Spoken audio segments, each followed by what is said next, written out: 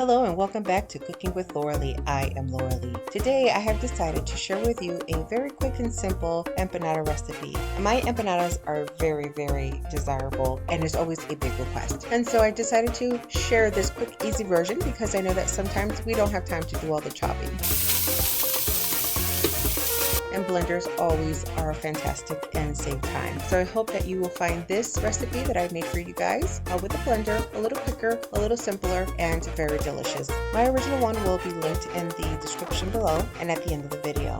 It's the end of the school year and I made these for my daughter's bus drivers. I've always made empanadas throughout the years to celebrate the teachers or bring them gifts with empanadas.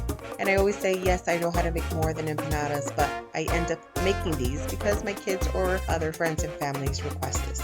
And with all the bad news that is going on in the world today, in order to bring myself a little joy, I made these for the bus driver and also for the lovely Miss Dell. She's one of our good friends that works at Publix, and we wanted just to be grateful and thankful for all that we have in our life that is connected to the community and to the school. So this one is a super simple recipe. Thanks so much for watching and have a good one.